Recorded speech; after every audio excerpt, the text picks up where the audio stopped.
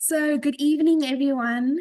I'm 𝗠𝗲𝗍𝗃𝗧. I am part of the WIMSA committee and very excited to host this evening with regards to imposter syndrome and how to rewrite the narrative, how to overcome imposter syndrome. Tonight's session is going to be a little bit of a twist as we want to get over imposter syndrome and not continue enabling it. So lovely having everyone here tonight, and would like everyone to contribute as much as you can. You can post in the chat box or raise your hand if you have any questions. I'm very excited to also have our panelists tonight with us. They'll introduce themselves in a little bit, but that's Maria Combrink, who's also part of the WIMSA committee, 𝗁𝗲𝗄𝗃, who's a psychologist, and Fatima, who's an HR specialist with Glencore. Lovely having all of the panelists tonight, and here they have a lot of experience and knowledge with regards to how to deal with imposter syndrome and their feelings about imposter syndrome. So I quickly want to firstly put on a poll and get everyone to just interact and say, have you ever had any of the feelings? Self-doubt in your skills and competence? Have you ever discredited your contributions, limit yourself, critic yourself, or overthink?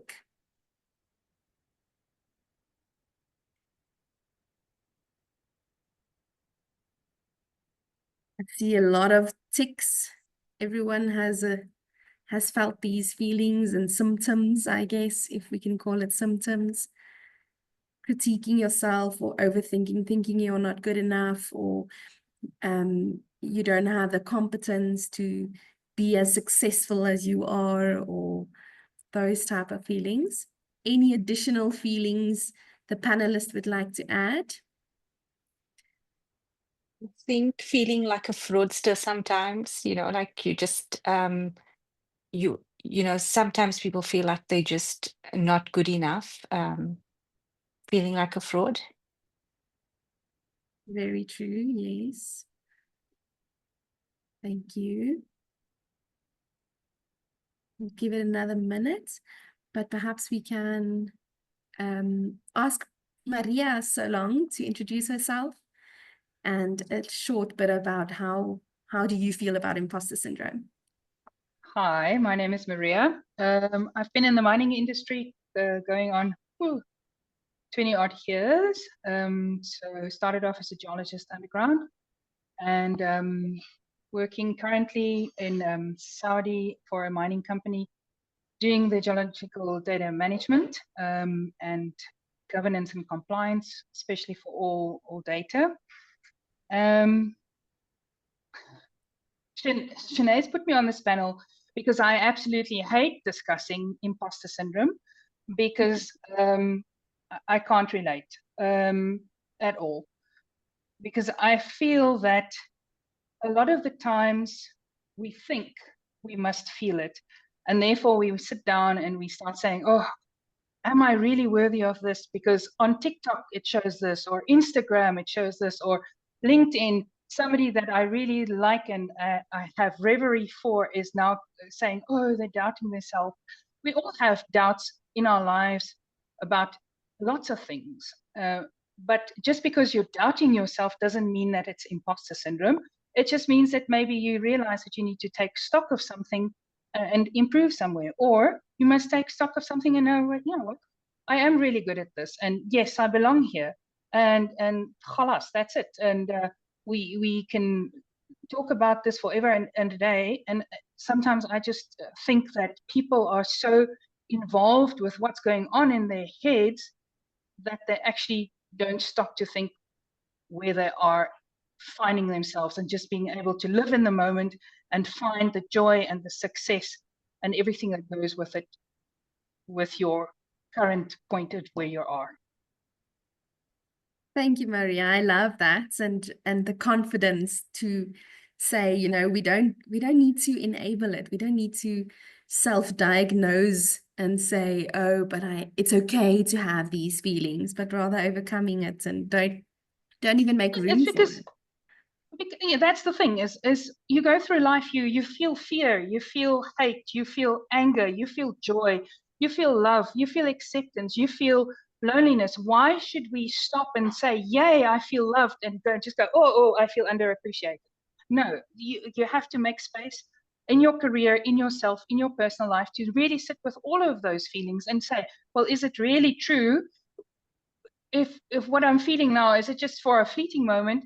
And then say, well, it's fine, because we don't all know everything. And if I can tell you a secret, even CEOs and CFOs of major global companies don't know everything. That's why you have a good team. 100% agree. Thank you so much, Maria. And then I'll hand over to 𝗁𝗲 to introduce yourself and as well tell us about your expertise about imposter syndrome. Hello everyone, I am 𝗁𝗲𝗁𝗃𝗀. I am a professional counselor, and I am passionate about helping individuals navigate their personal and professional challenges. And I think what Maria touched on is you need to stop you need to think about what you're thinking about. With imposter syndrome, there's an inner critic, and he is just going wild, or she's just going wild with accusations. And if we don't take time to sit back and actually take stock, just like she said, take stock of what this inner critic is saying, otherwise it's like a roller coaster, and that inner critic is just taking you for a ride. And that's why I struggled with it a lot. But when I stepped back and I started to think about what I'm thinking about then, and becoming aware of what I'm thinking about, I was able to, counteract those thoughts or fight against those thoughts, and then say, no, but I am competent. I do have these skills. I do have this in place, and not allow that inner critic to take me for a ride. Thank you so much, 𝗁𝗲. Very excited to hear all the knowledge that you have tonight. Thank you so much for joining us. And then Fatima, if you would like to introduce yourself and as well as tell us about how you feel about imposter syndrome. Thank you so much, 𝗁𝗲. Hi, good evening, everyone, and thank you for joining us. My name is Fatima Hayat. I'm an HR specialist working for a mining company. I've been in the mining space for about 24 years. And yes, just like Maria pointed out, for the longest time, early on in your career, you don't even know about imposter syndrome. I think it's just, as you're exposed to discussions within the workspace and committees that we interact with, you come across this term imposter syndrome.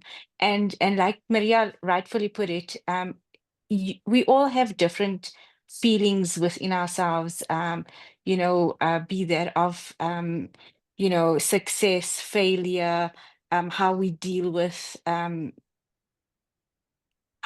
things on a daily basis. And it's only when that seed is planted that this could possibly be an imposter syndrome that you're experiencing, that you start, it becomes more prevalent in your space. So I think society also dictates the way we deal with things and the way we experience things. So for me, you experience waves of feelings of inadequacy depending on where you are in your career. And that's normal because you're on a constant journey of learning. And without that constant learning, journey of learning, there's no growth, so you need to embrace that with growth comes that self-doubt that sometimes creeps in. And I think it's just recognizing, for me, it's recognizing where our shortcomings are and how we put measures in place to deal with that, and not necessarily, like you said, 𝗁𝗲, diagnose yourself with imposter syndrome, because it could just be a little bit of a moment of uncertainty that you experience because you're in a new role or in a new space or a new environment for that matter. So that's just my view from an HR perspective on imposter syndrome. Thank you so much, Fatima, and I 100% agree with you. I think our careers are like a butterfly, like metamorphosis, right? And how it evolves and it keeps on changing and you keep on learning. And if you're not outside of your comfort zone, or rather when you are outside of your comfort zone, that's when those feelings can creep in. And if you don't take charge of them, they can also hold you back. So I think that's the important thing for us tonight, is to not let imposter syndrome hold you back at all, but rather overcoming it. Rewriting the narrative is the big statement for tonight, is rewriting the narrative.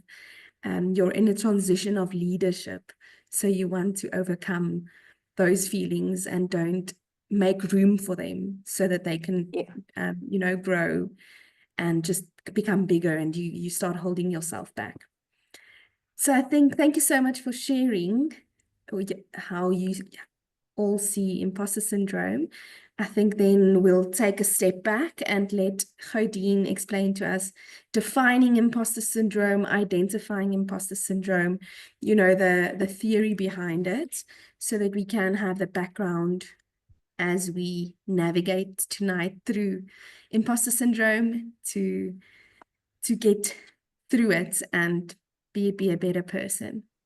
Thanks, 𝗁𝗲𝗄. You can share with us. You're just on mute, 𝗁𝗲𝗄. There we are. And then I just want to click here. Thank you so much. Thank you, Shanae. Okay, you can all hear me. It's good with the sound now. We can hear you and we can see the slide. Okay, Thanks. awesome.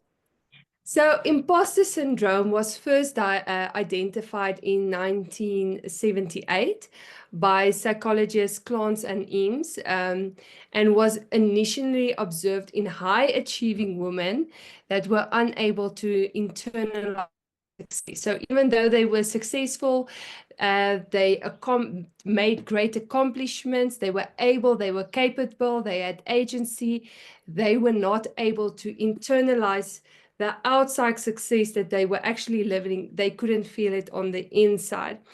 The new term for it that they use now in research is imposter phenomenon. And since then, it's been recognized not just in women, but it's also been recognized in men, amongst any culture and any profession. Like, no one is immune to it, but like we did say earlier, women do tend, I think it's the way we have been created, how we are biologically wired, that we do tend to feel it a bit more than the men out there.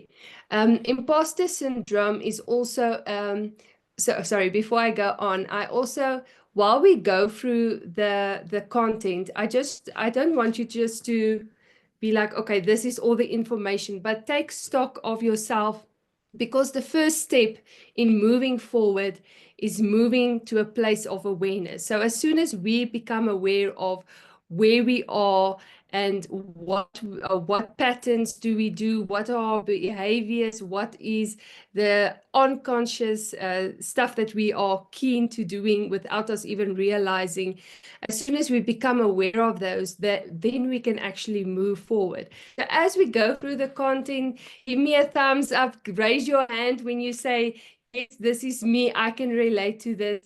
And then as the thumbs start coming up, we'll see that we are actually not alone in this journey, and that everyone is experiencing it, and it's not such a bad thing as we all make it out to be. So imposter syndrome is also a persistent internal belief that one's success is not deserved. So we don't deserve this. And it has only been achieved through luck or by error, something went wrong, or by deception, rather than by our own skills or our own competence. So despite that, there is clear evidence showing that we are able and we have achieved this by our own abilities to achieve whatever the goal was or the project was.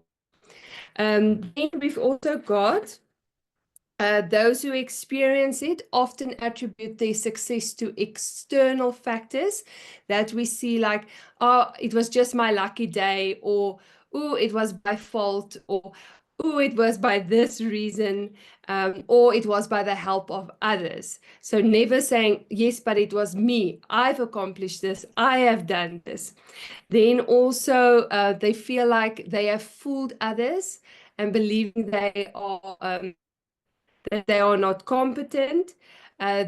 Those who have imposter syndrome or feel like they have imposter syndrome would also feel like they live in this fear of being found out. It's any moment now, someone is going to find out I've been a fraud or I have been bluffing. And they sometimes struggle to internalize successes or achievements or feel unworthy of success. Then common characteristics are they often downplay or dismiss praise or recognition. So if there's anyone that have ever felt awkward or haven't been able to receive a compliment, these are us normally. That's me too. Also raising my hand. Then set unobtainable standards for themselves. So we don't make the goal here where we can achieve it. We set it there high. They feel isolated and alone in their experience and sometimes have a sense of not belonging.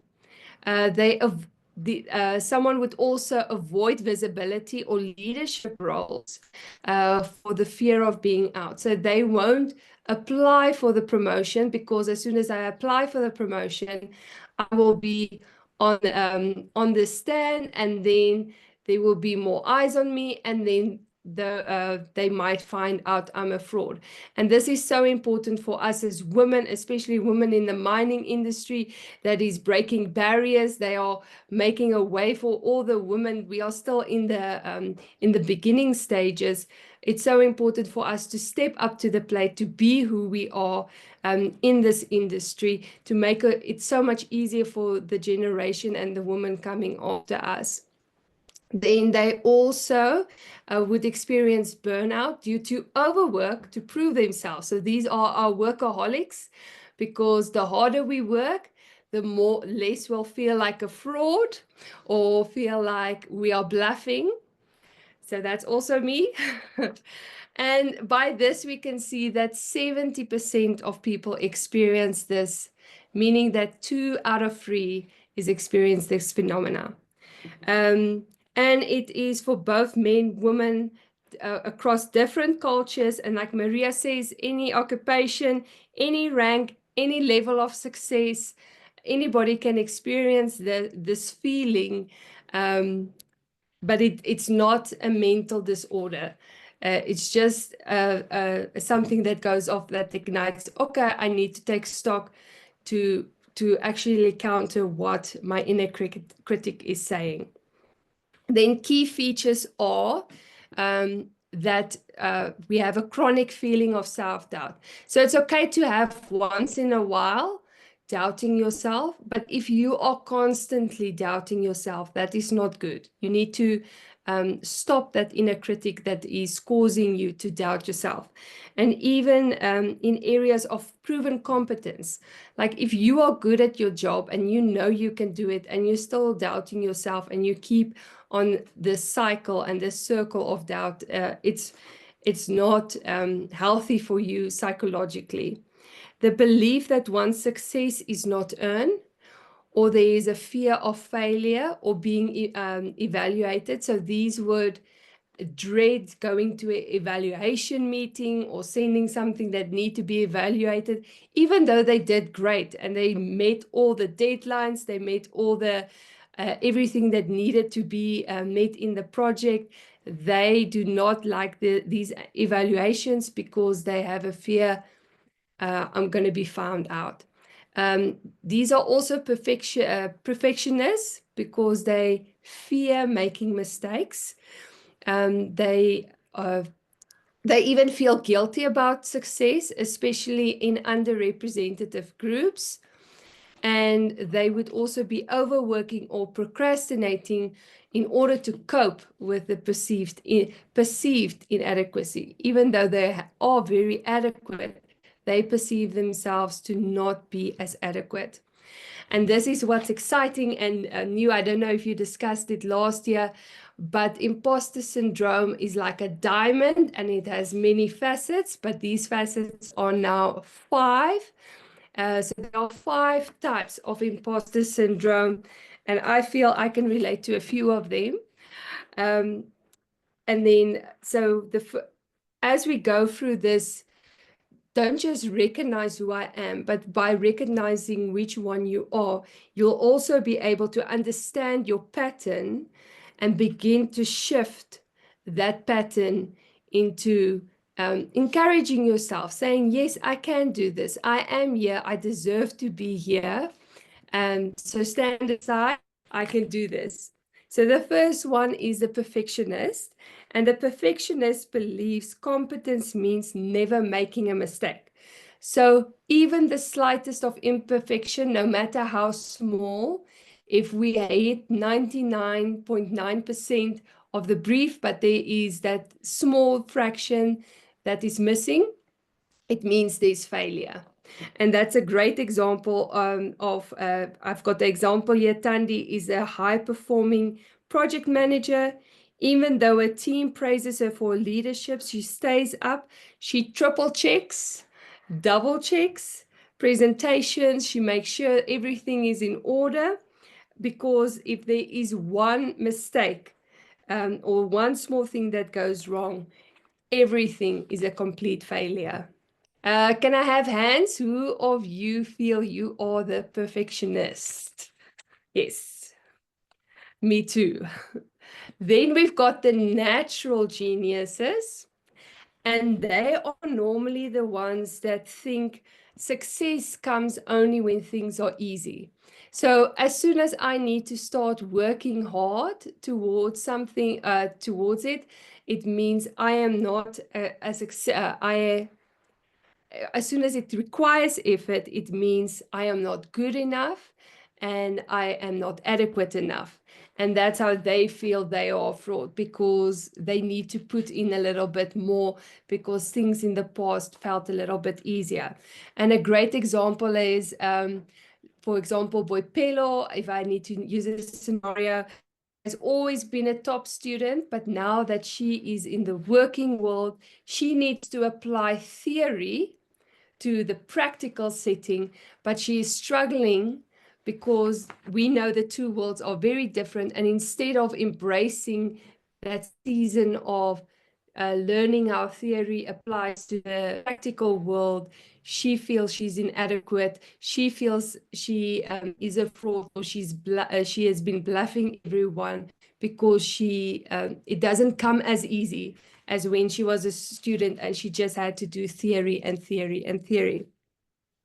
Okay, who of our attendees feel they are the natural geniuses?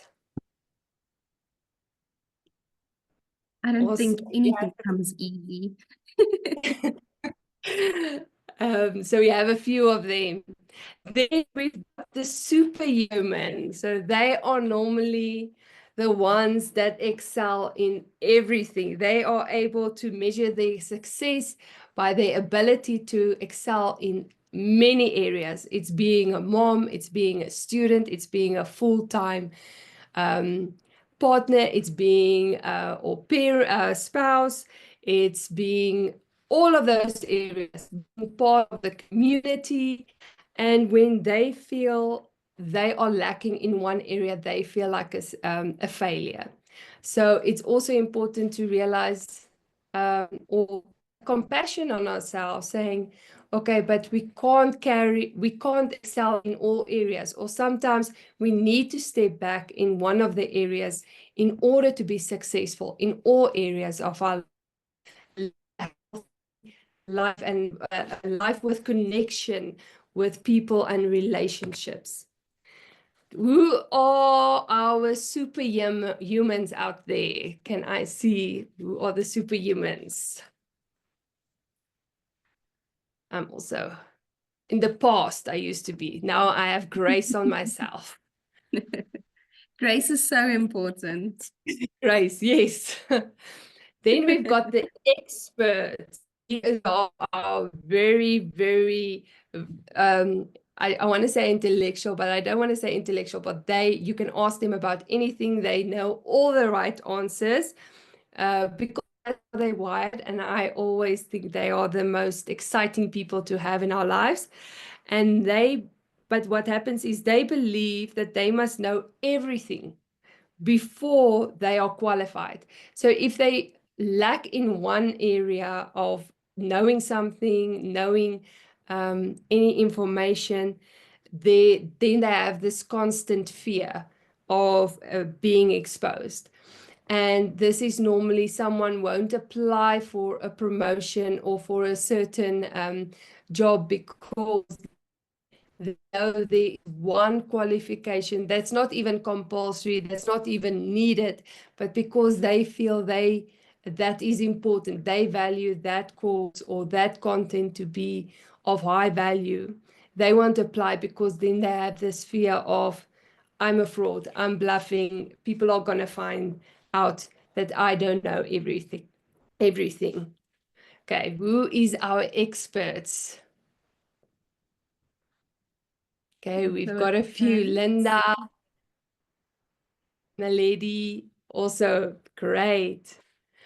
Then we've got our solists, and they are normally the ones that feel I do not need anybody to accomplish anything. And as soon as I need to ask for help or dare someone asks me for help, I will say no, because if I say yes, that means I am a fraud and I can't really do what was needed of me, or I'm being exposed as a fraud. So yeah, that is our five types. And in closing, imposter syndrome is, as it's called, imposter phenomenon. It's a psychological pattern. And with this pattern, we continue on doing, we keep the cycle going. But it's not a mental disorder. And it's a failure to internalize success. With imposter syndrome, we also, if we experience it, we harbor feelings of self-doubt, which creates a cycle. We also believe those people also have an external locus of control, meaning external factors have played a role in getting us to where we are. Not staying up late studying, not saying no to not going out, missing that birthday because we had to submit an assignment to get us qualified or to meet the deadline. We believe external factors like luck, other people, or errors have played a role in getting us to where we are. So I want you to see the next part of imposter syndrome as we continue. I want you to see it as you are in a court case and you are actually not guilty, but the opposite party is throwing a lot of evidence against you, saying that you are not competent, you don't have all the achievements that you need, and they are just going wild. But there's a file on the table that has all the evidence in saying, but you are competent, you can do things, you have achieved this, you have made that degree, you have worked hard to be in that position that you are now. But no one opens up that file and starts presenting it to the judge.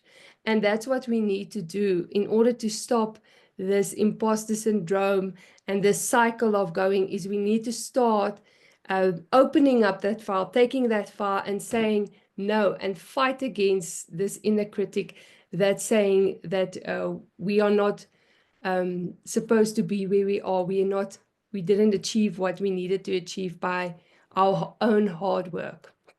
Thank you, Shanae. Thank you, 𝗁𝗲. Wow, that was really amazing. And I love the closing to say, you know, the court case and open that file now. So if we take it a step back and talk about how imposter syndrome can affect our career and, you know, how we behave in the workplace, I think a valuable person to give us some guidance and expertise is Fatima, to tell us about how do employees get affected by imposter syndrome? How does it affect their performance? You know, those type of things. Yes. Thanks, Shanae. I think Odine touched on a lot of the aspects in her presentation in terms of people just withdrawing because they have self-doubt. So it affects employees in terms of career progression, because people who have that self-doubt and doubt their abilities. And the biggest thing is people judge their abilities based on the next person's ability in that specific role. So I just believe like you don't put yourself out there. You don't apply for the promotion because you doubt yourself, and that slows down your career progression in the organization, or even outside of your network. So career growth then gets stunted as a result of that. I think also employees or people who have imposter syndrome at whatever stage it is, you don't participate. You sort of withdraw because you're afraid of failure. So you find that employees don't participate in a session where they may have great ideas, but because they're afraid of failure and they don't put their ideas forward. Whereas people who don't necessarily have imposter syndrome would snap up the opportunity of presenting an idea, no matter how small or big it is. And I find that often in the female population in the workplace, that we're so critical of ourselves. We question and we overthink things before we present something, whereas a male counterpart would come and present the exact same idea that you had, and it would be widely accepted in the workplace. So I think how it affects employees in the workplace is that you lose recognition for work that you could easily have done and have the capability and the skills to do. But I also think that in terms of putting yourself out there to be seen, to celebrate your successes, I think it also comes with society, and society sometimes dictates the societies we grow up in. You always taught, thinking about myself growing up in a very conservative community, Indian community, where you're taught to be submissive and quiet and know your space and talk when spoken to. You often shy away from speaking up and celebrating your successes because you think you need to be humble. But humility also doesn't say that you need to not celebrate your successes. And I think that also impacts employees in the work environment to an extent where people don't know about you. So when you're doing, when there's a management team doing performance management and looking for the talent within a group, the quieter people that shy away from challenges, that have this imposter syndrome, that doubt themselves, that don't put themselves out there, are often seen as the underperformers, when in essence, it's usually the high achievers that experience this, like Odine rightfully put that, said in her presentation. So I think understanding that you have this, recognizing how to deal with it, and just bouncing that off of a mentor. I think mentorship is something for me that I feel is so critical, because you need that sounding voice. You need the Maria to say, listen, this is just you doubting yourself. It's not imposter syndrome to the extent that you think it is. You can do this. Everyone needs that person, that reassurance in an instant like that. So I think, given the work context, people have very slow career progression, or they don't participate and they withdraw. They also have anxiety because you overthink things, you overstress things, you end up having burnout. So you find cases where employees that refer themselves to an employee assistance program would find that they burn out because they're perfectionists. They want to do things right because they don't want to be criticized for their contributions. Because then they have that feeling of inadequacy. So it's a vicious cycle, Shanae, but I think the key here is understanding that there is something like this that exists and that there are ways to overcome it in the workspace and to own your space. I think for me, that's always the key thing when we talk about imposter syndrome is own your space, know what you are capable of, and not comparing yourself to the skill set of a next individual, because we all come with our own diverse set of skills and contribute differently into a workspace. Thank you so much, Fatima. Wow, that was really amazing. So much that I related to.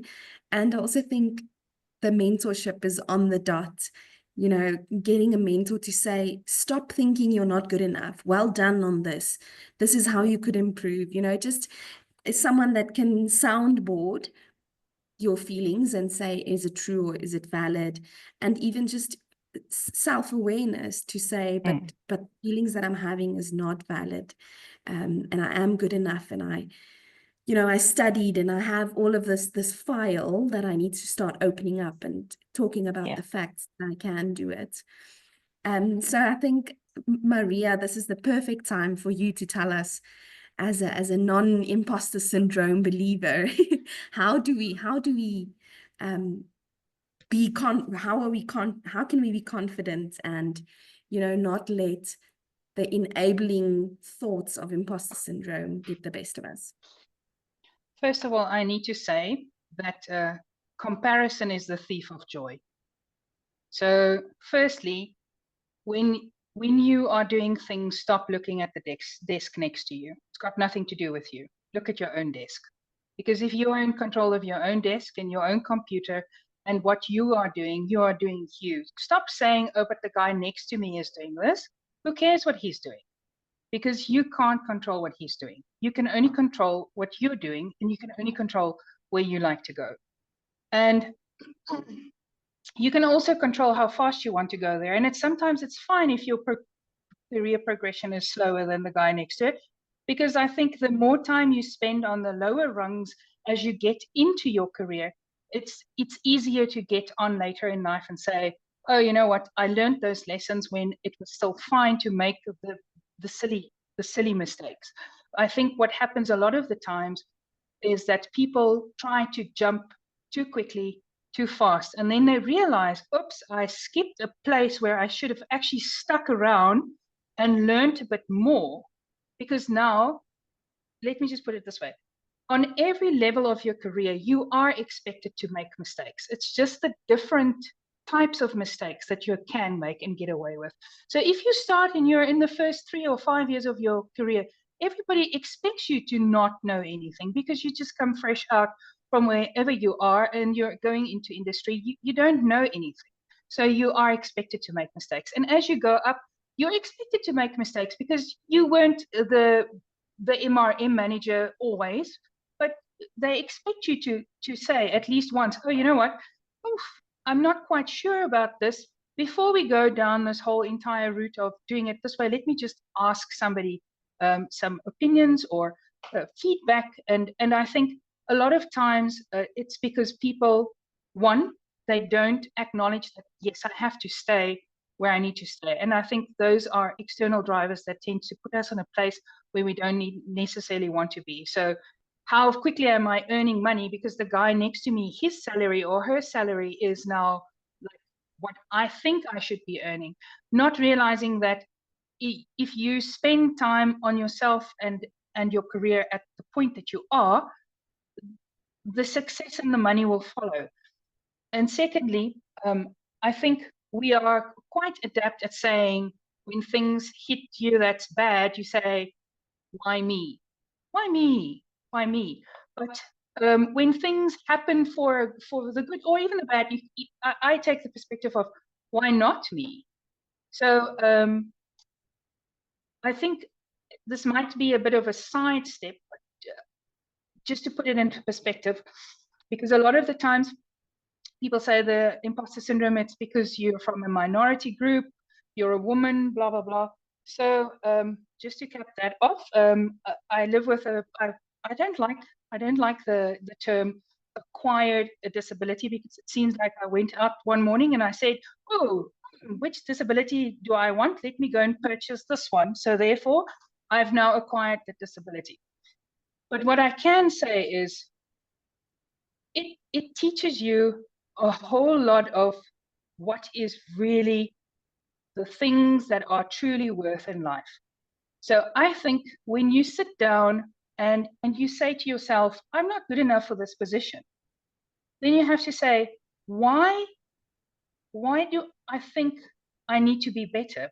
Is it because I'm looking at the guy next to me, or is it because of some internal expectation that I had? And what brought about that expectation? So for instance, when I teach amputees to walk, we first teach them how to fall.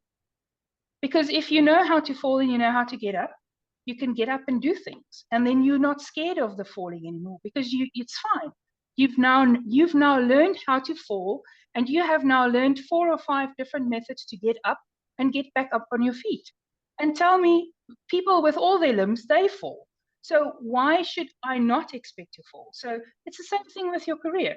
If you are in a position, you are going to make a mistake. But being able to say before the time, you know what, I'm still learning. I might make mistakes. Even for me, when I'm like with my team, I'll say to them, oh, there's this new thing.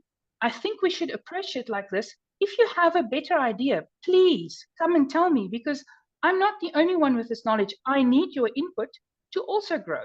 And just acknowledging that, 1, you don't know everything. 2, you are going to fail. But then having the skill set to actually say, okay, well, I'm going to fail. What are the ways that I can fail? And then making sure that you have some kind of backup plan, or a catch net, or a group or something, just to make sure that when you do fail, 1, you know how to get back up, and 2, how to just get back on track. Because that's the thing in life. You're going to fail. You're going to fall flat on your face, but you just need to know how to get back up again. So that's one thing.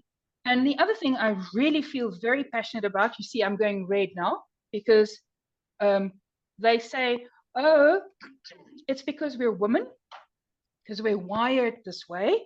We're biologically set to do things a certain way. I call bullshit on that, because it's not how we're wired. It's how we are trained since we are toddlers. Because they say to you, do not sit like this. Girls don't sit like this. Do not run outside. Girls don't run outside. Don't swing so high. Girls don't swing so high. But it's fine if your brother does it, because boys will be boys. It's not how we're wired. It's how we are taught. And we are taught to say, no, sorry, it's okay. If you're in a busy bar and a guy grabs your ass, you go, oh, sorry, maybe I was just in your way. Where a guy will say, why are you touching me? Get away from me. Because we are taught as women to say, and it's not really being as submissive as such, it's being accommodating and being nice. And if we're not nice, then obviously we are just the opposite of what we're supposed to be. And then all of a sudden, nice women that don't want to be so nice think, yeah, you're being masculine, when you're actually just being you. And I think that we should stop falling into that thing where we say, oh, we're wired like this, biologically like this, or we all just want to look after people, because it's not true. We all, I think men also want to look after people. They just don't know how to do it, because they haven't been trained the same way since they're in diapers. And then there's a thing that 𝗁𝗲 said, that people don't want feedback or evaluation. And so I have a bit of a quirk, I guess.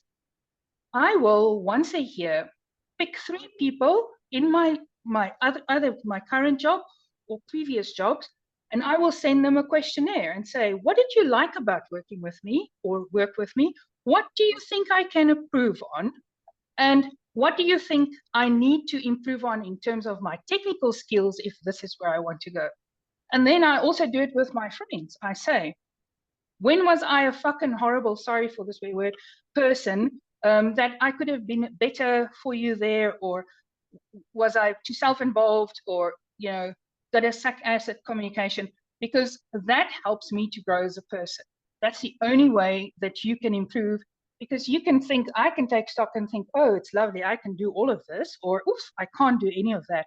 But to get that feedback from people that you really respect, that also helps you to reset and just say, okay, let me just see, because maybe I think I can do this, but I get honest feedback, because those people don't gain anything from telling you the truth for themselves.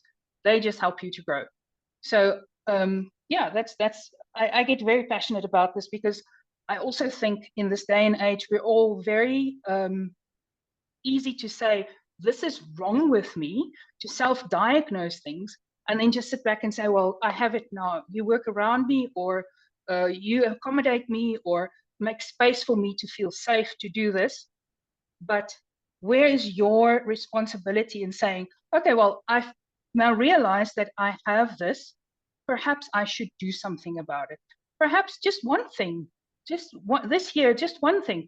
If it is that you're scared to speak up in a meeting, find that one person that you know will soundboard you and say to them, maybe we can suggest this, or I'm going to say this, amplify my voice because they're louder. Or if it's something that you think that you're there by sheer luck, just sit down and say, make a list and say, this is what I've done up to this point in my career. So yes, it's luck that I've created.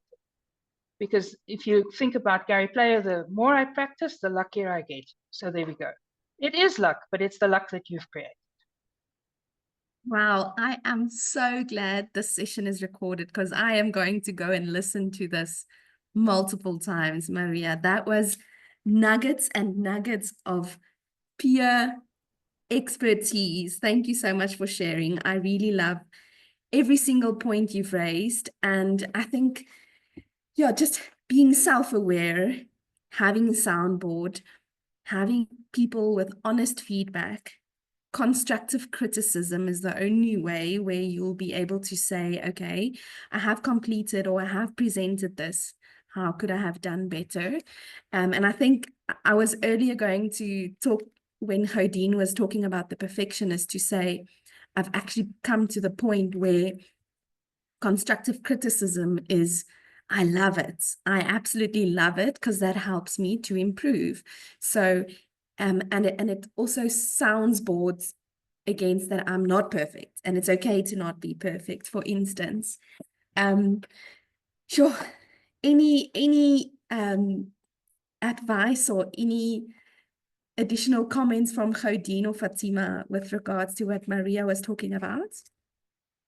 Yeah, Shanae, I'd like to just add to what, not that there's much to add to, all of the information that Maria has just shared with us. But I think as individuals, we also just need to do a lot of introspection.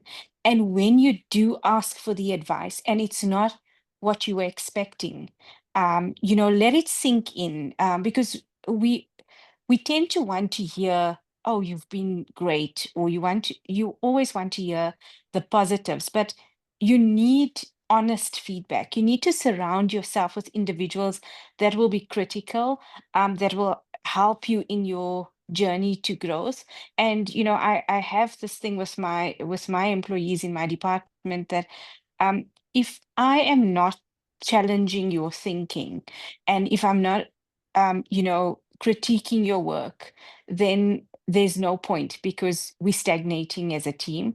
And like Maria rightfully put it, is you need that constant criticism and feedback, and ask the difficult questions. I think we underutilize that process of getting feedback from your peers, from your subordinates, from people you deal with, all of your stakeholders. I mean, that is so important in improving your own space, improving who you are and how you show up in a work environment. So I think just to hone in on that aspect of getting the feedback and ensuring that when you do get the feedback, you also can filter that feedback and say, well, this is constructive criticism, or this is just downright somebody just being, difficult or impossible. And I think you should be able to have that emotional maturity to work through and process the feedback that you get from individuals.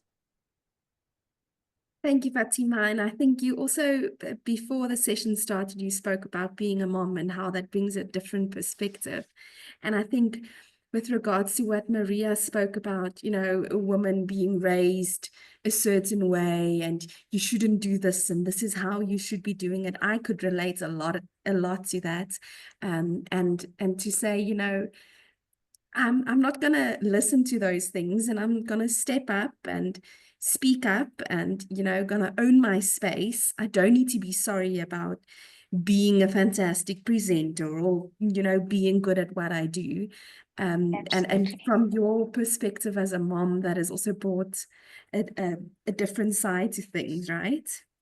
Absolutely. Like, I think, firstly, being a mom to an amazing, very inquiring little mind, it teaches you a totally different perspective that, yes, you will fail as a mom. I mean, being a mom, a first-time mother, and not knowing, Google was my best friend. And I'm sure I failed at many things, but um, and I learned as I went along as to how to approach raising this boy. And I think the same goes with your career and in that space that, like Maria said, you will fail. You are expected to fail. We naturally just don't know everything. And yes, there are some things that come from that are instinctive, and we have a certain level of intellect, but as we expose ourselves to people that we aspire to be like, in the work environment or even on the outside, and the more we have discussions around our insecurities, our failures, our feelings of inadequacy, I think the learning becomes a bigger journey for you, and you grow in that moment. So yes, I think, Shanae, as a mom, I thought I was expected to be the superhuman who works a 9 to 5. Raising this very raising a child is demanding, and it's life-changing, and it's a balancing act. But the sooner I learned that I'm allowed to fail at certain things, and he'll still love me the same, the sooner I was able to adapt my lifestyle and basically balance out, being a great mom. And I'd like to say that I think I'm a great mom based on what I see my child achieving. So yeah, I think I'm doing a great job, and we should all just celebrate that amongst ourselves to say that we can do this. Love it. Thank you so much, Fatima. And Khadeen, would you like to add on to what Maria has spoken about? Yes, definitely. I think Maria touched on something that's very important, and that is celebrating failures. The same way that a certain way how we as women have been taught, don't do this, don't do that, but boys can do it. We've also been taught we only celebrate successes. We are never taught to celebrate failures. And that's why we're so scared to be vulnerable and to say, okay, but I did make a mistake here, or I did forget this, or I slipped up here. So we have to have this persona on, because we don't celebrate it when someone makes a mistake. If the rugby team is playing and someone drops the ball, we all go, oh no, oh my goodness, how can that happen? We don't go, oh great, he has actually learned how to not drop the ball next time. And that's how we should also be. I always remember this one story of a dad and the family sitting at the dinner table, and the dad would always ask the kids, what did you fail at today? There should be one thing you failed at today, because if you didn't fail at something, it means you never learned and you never grew. you actually just stayed the same. So yeah, failure is very important, and it's a very important part of the process in growing. I love that. Thank you. I'm going to start asking myself, what did I fail at today, and how we can improve. I love that. Thank you so much. Maria, you would like to Yes, add? I would like to. Yes, I would like to add. I think there's a couple of things that we also just gleam over, as you don't ever learn to sit with your discomfort. If you have a child, I don't have children, so I can't speak to it. I can just look at other people around me with their children. If they're screaming, it's like, how can I fix this?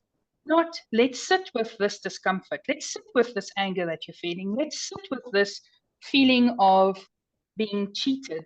Why are we feeling like this? What was our expectation, and what did I hope to gain from this situation? So sit with that discomfort. It's not nice, but you have to sit with that discomfort. It's the same thing if you're in a relationship with your partner. You will say, if something is not the way that you expect it, you have to have those difficult conversations to make a stronger relationship. Why would it be any different for your own relationship with yourself? You have to sit with feelings of discomfort, the negative feelings that people tend to say. Anger is not negative. Inadequacy is not negative. They're all trying to tell you something about yourself. If you are always just feeling brightly and sprightly about your life, you're lying to yourself, because that's not how life works. Because you need to have the growth experience to have the ability to say, oh, I've learned this, and now I'm going this way. And that growth experience is uncomfortable. It is never fun, and it's never what you expect. But it's the best way to learn. Then secondly is, why are we always so kind to other people, but not to ourselves? You know, it's imperative to take time out of your day and just be kind to yourself. If you walk past the mirror and you say, oh, maybe my hair doesn't look great, but I've got such a nice smile, or at least I could fix that code in the background, or whatever the case might be. Because one, we don't sit with our discomfort, we gleam over it, and then we'll say, oh, I didn't really deserve this, when you actually do. But be kind to yourself. And then I would like to tack onto that, people that know me, I will send you random weird memes just to remind you how wonderful you are, and that you are killing it anyway. If I just think of you today and I see something, I'll just shoot it over and say, that's you're amazing.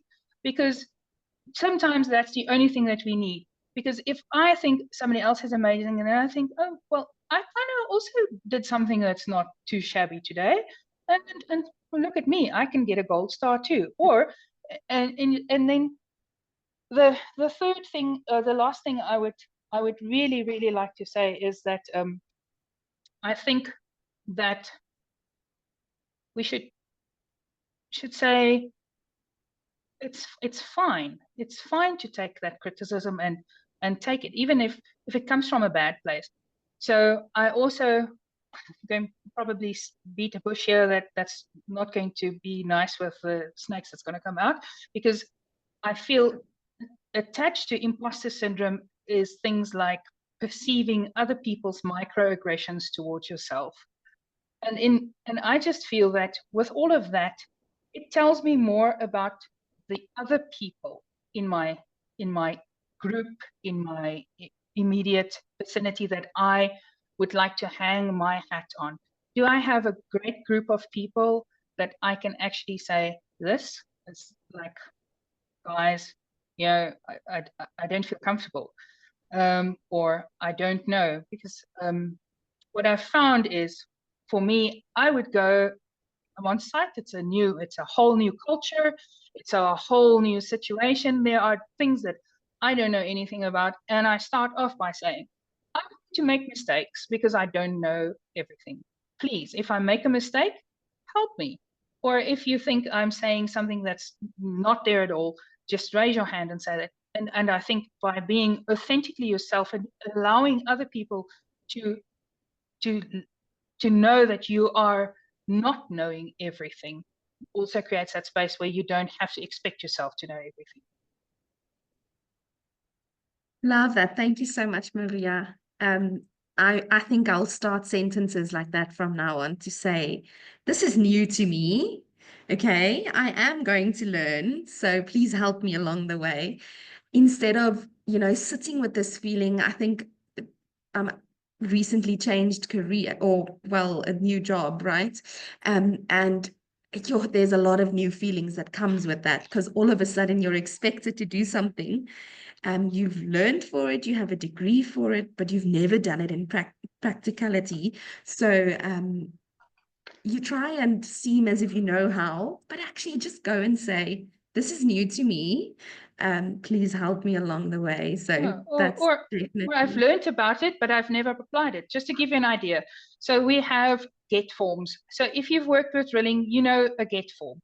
So I eventually said, you know what? I've been in mining so long, and everybody says this is the get form. I said, what does get stand for? What does that GET stand for? And it went quiet. It was the drillers, it was the MinRes manager, it was the MRM manager, and they all looked at me and they said, what does GET stand for? So it's, if you were wondering, it's ground engagement tools. So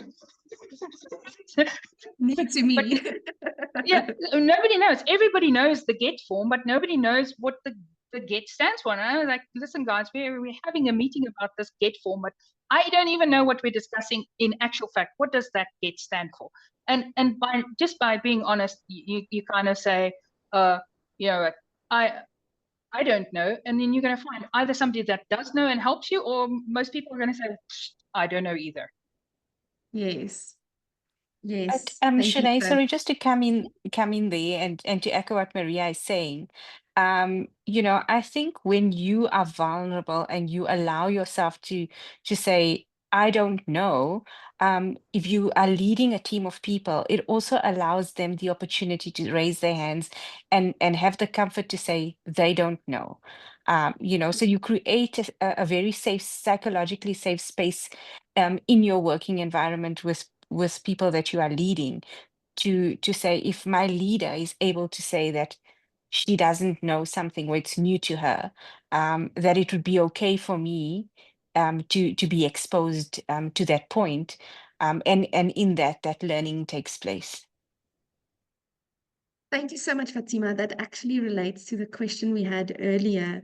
I quickly want to go back to it. 𝗠𝗲𝗀𝗻𝗀 actually asked, what can leaders of young people do to help employees not to be held back by imposter syndrome? And I think that's a perfect example of saying, being vulnerable with your subordinates or your employees actually helps a lot for their confidence as well, to be able to come to you and say, okay, I don't understand this, that helps a lot. I think I'd like to also give an opportunity to the participants, if anyone would like to ask questions or give comments with regards to what we've been discussing thus far before we move further with the session. I think it's been so valuable thus far. Do we have anyone from the participants that would like to add?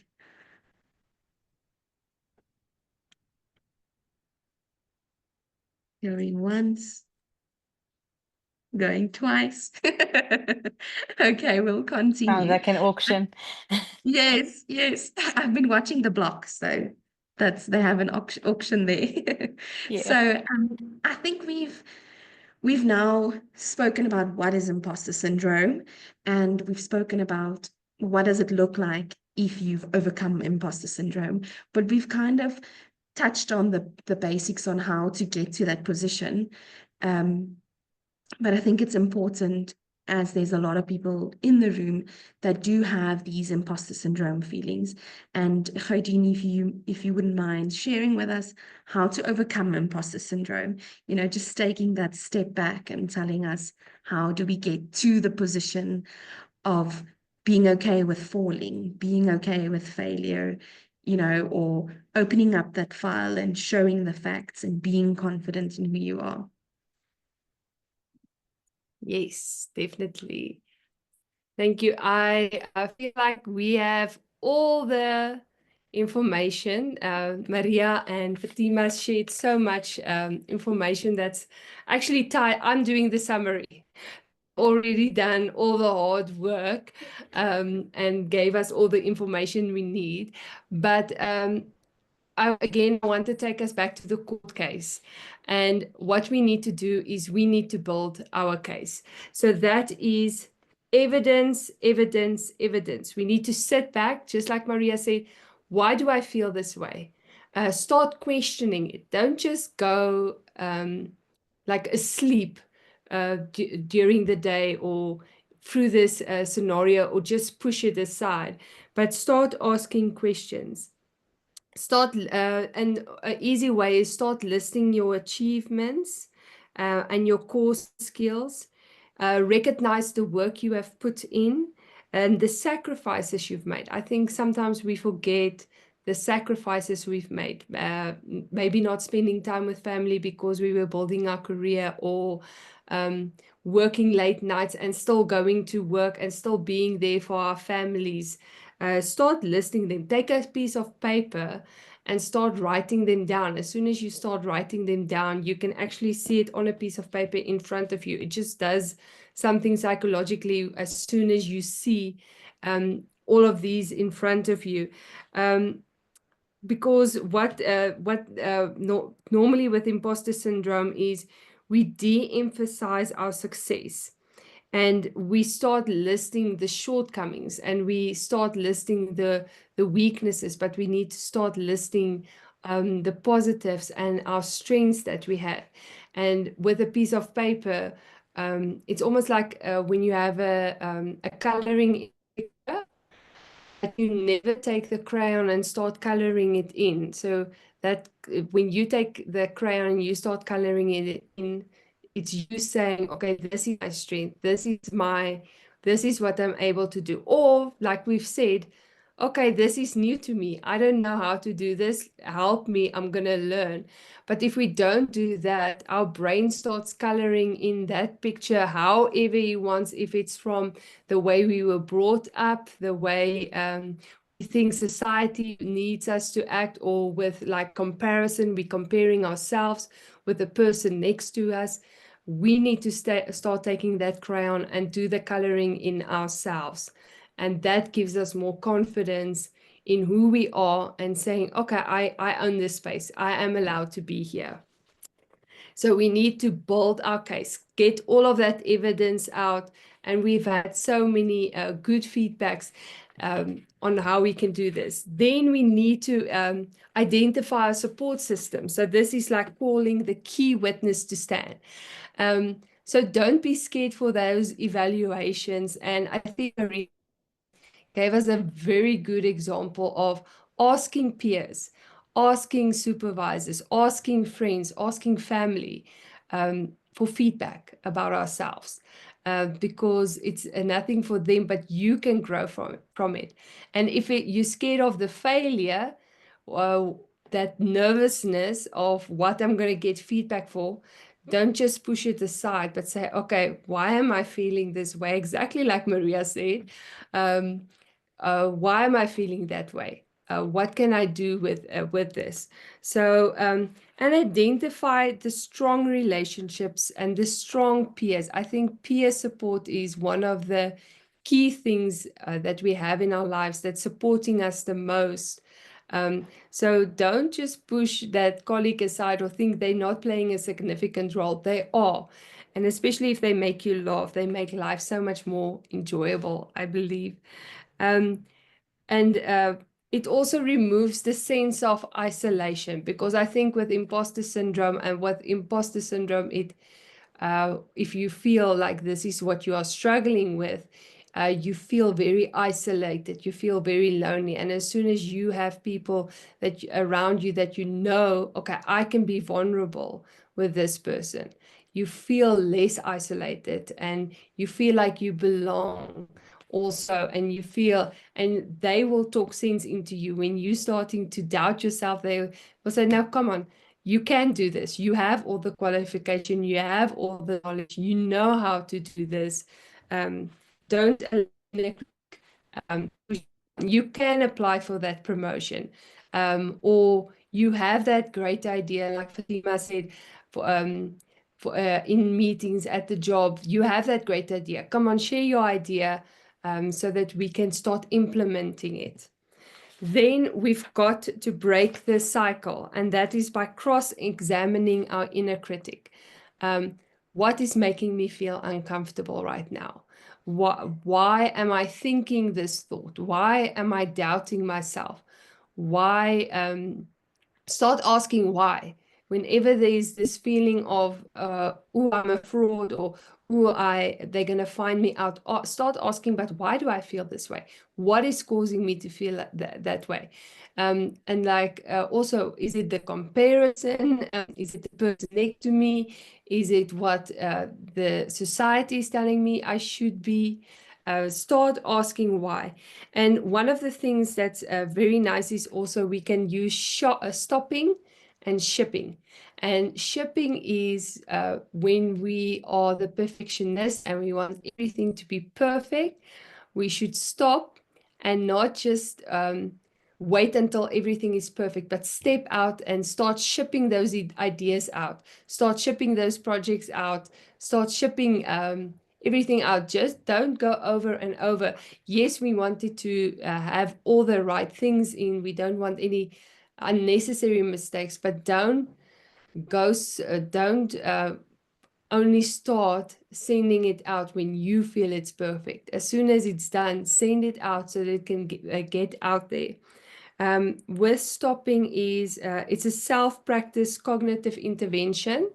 So and there's many ways. There's CBD, there's the ABC model. There is lots of ways. There's you can do pep talk. So you do like a self-talk. You have confessions, saying, but I can do this. I am worthy. I am valuable. I have all the qualifications. Or but you need to start questioning. I think that's the easiest way to do it, is just to say, okay, but why am I feeling this way? Khadeen, Yes. I'm going to quickly interrupt you, if you don't mind, Yes. with that. Just a little trick if you are a perfectionist and you don't want to send out that presentation. A little trick that works very well is to say, dear all, please find the first draft of the following presentation. I would love your input. That helps a lot. There we Because then go. you already take that expectation of it should be perfect and just lowering it. It should be there for some feedback. Wow, well done. Thank you. Love Thank you. that. I'm I definitely going to need to use that start because doing I am a that. perfectionist. Myself as Yeah. well. I And procrastinate you see how we are because it's learning not from each perfect. other. Then you can start sending me memes, Maria. And then the next one is embracing failure. And I think we also spoke about, I did touch on this one. And we need to embrace the failure, because that is when we present our closing argument and when we are reframing the narrative. And I've got this great quote by President Nelson Mandela that said, "Do not judge me by my successes. Judge me by how many times I fell down and got back up again." So let's embrace those failures. If we made a mistake, we say, give ourselves a pat and say, well done. I've learned how not to do it next time. I've learned what I should do and what I shouldn't do next time. And then the last one is when you feel you can't process these things that's coming up, you feel triggered, you feel it's very difficult to manage some of these feelings, please, you can incorporate life coaching, counseling, or therapy, and it shouldn't be long. It shouldn't be a dragged out process, but if you feel it's uncomfortable asking the why, or you feel it's uncomfortable sitting with that feeling, reach out to help you. But I think in a psychosocial concept, that help is already around us with our support systems, such as family, peers, supervisors who wants to see us succeed in life, mentors that want to lift us up. Yeah, and that is how we can overcome or change the narrative of imposter syndrome. Thank you, Shanae.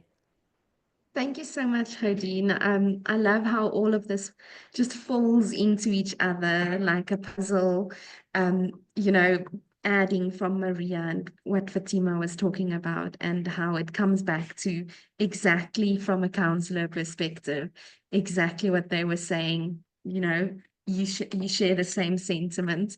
And is Fatima or Maria, would you like to add anything additional? I would Thanks. just like to say to everyone here and anyone that might pick up this recording somewhere along the line, that you are as great as you think you are when you're alone in the shower. So take that feeling and just go with it, because you are as great as you are. And it's fine to make a mistake, and it's fine to fall on your face, because we all do it. And just get up and dust yourself off, and just carry on, because I guarantee you in life you're going to find that more people want to show up for you than people that want to trip you. And the thing is, you must want to stand up for you. You must want to show up for yourself. And the only way that you can show up for yourself is to be honest, to say, I'm not 100% versed in everything. And that's fine, because nobody around me is 100% versed in everything. And it's cool, because we learn from each other. So yes, you are as wonderful as you think you are when nobody else is there. Just go for it. Thank you so much, Maria. Shanae, yes, I think also just some advice is you must have the first step of belief in yourself. You must have that pep talk and understand and set your own goals, and realistic goals for that matter, and work towards those in small steps that you take, in tweaking little things, in getting the feedback. I think once you start doing that and reflecting on your goals, because we often have all of these aspirations, but we very seldom write them down and then page back and say, okay, so this is where the goals I set for myself, and how far am I in achieving those goals, and what is stopping me. And you'll often find that when you reflect on that, it's you're the only person that's stopping you from achieving your goals. So I often use that exercise with some of the women that I mentor to say, let's just take a step back and say, why haven't you achieved what you set to achieve? And the answer always comes back to, I've been procrastinating, or I've just doubted myself, or I just haven't. And it's never, like Maria said, about the next person. It's about yourself. It's about how you limiting yourself. So I think challenge yourself constantly, but also just believe that you can, because if you have that self-belief, then you can achieve anything. Thank you so much, Fatima. And I think it's also important to recognize that there are participants in the room that might, be so stuck in these feelings, in having the self-doubts, being anxious. It's just gotten just too much for you. And I think that's important, where a counselor comes in just to help you deal with those things. Like Hodine said, it doesn't need to be lengthy sessions or a full year of sessions, but just to deal with those emotions, the anxiety, just to realize that you are good enough and what you have achieved. And sometimes you do need people. If you don't have the support, get yourself a mentor, ask your peers, people who you trust, and as well as a counselor or a coach, someone that can just guide you on the best way for yourself, for the individual. Remember, we're all individuals and we don't deal with things the same way. But then I think we all can be victorious and can get out of this, and be the best version of ourselves. I see we're doing really good on time. Shanae, I would like to add two things before you open it. First of all, Yes, go. I think life is also much easier if you have the ability to just not take yourself all that seriously, because it's just fleeting and it's not that. And then I don't procrastinate. I love working to very tight deadlines. That one's for me, I know it, Maria. Really love this discussion. And then I would just like to, Ghadien, do you have anything that you would like to add before I go ahead and close out the session?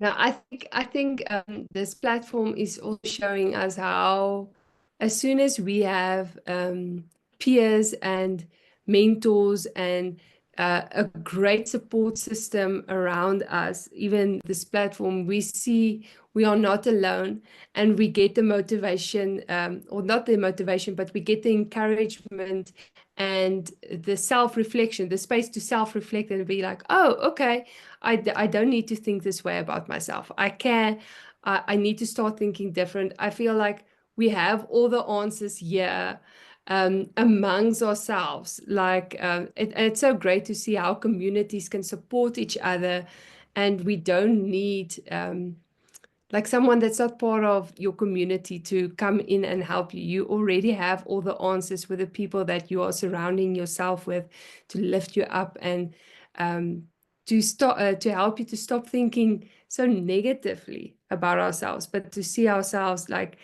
that person that we are in the shower. We can do it. We are able to do everything that we think we can do.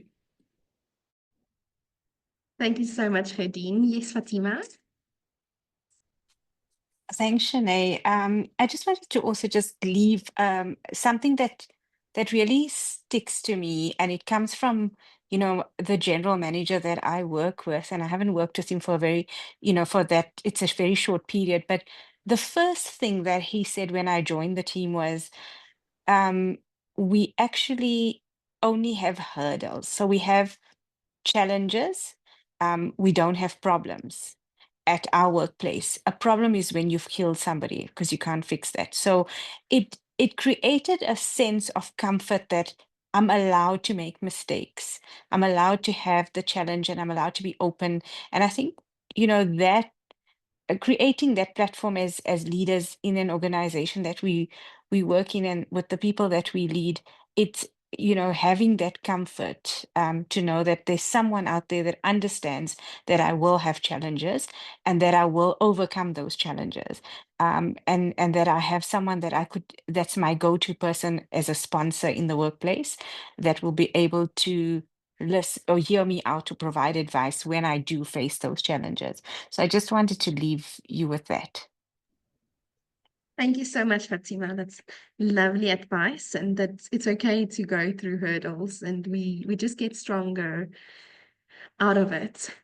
So I think in closing then, I would just like to, from my side as well, say, let's not enable imposter syndrome. Let's not make it a thing and diagnose ourselves and say, oh, that's why, and it's okay to be like this. It's okay to doubt myself. It's okay to not raise my hand. But let's rewrite the narrative. And this is what I read on a post, and I really resonated with it, saying you're not an imposter, you're a leader in transition. This isn't a syndrome to clear, it's the stretch of growth to embrace. Let's stop pathologizing progress. Let's discuss confidence gaps as a universal aspect of leadership. And let's cultivate cultures where belonging isn't something to earn, it's something we offer by default. So you've earned your place. Now permit yourself to grow in it. You're not going to be perfect when you step into a role, but let's just permit yourself to grow, permit yourself to learn, to fall, and overcome the imposter syndrome. And I think that's all from me. And thank you so much for all the participants. Go and comment on the WIMSA page if you would like, on LinkedIn. Tell us about what's your takeaway of the session. Share the recording that will become available within the next few days, and share with your peers, with your subordinates, the employees, or your boss, someone that can take something away from the session and for us to overcome imposter syndrome. So thank you so much. Thank you to the panelists. It was a really lovely discussion, and I'm going to listen to this on repeats every day. Thank you for all of the nuggets of wisdom. Yeah, and have a great session, evening. Bye. Thank you so much. Bye. Thank you so much. Thanks you, Thank you everyone. so much. Thank you. Thank Bye. you. Bye. Bye.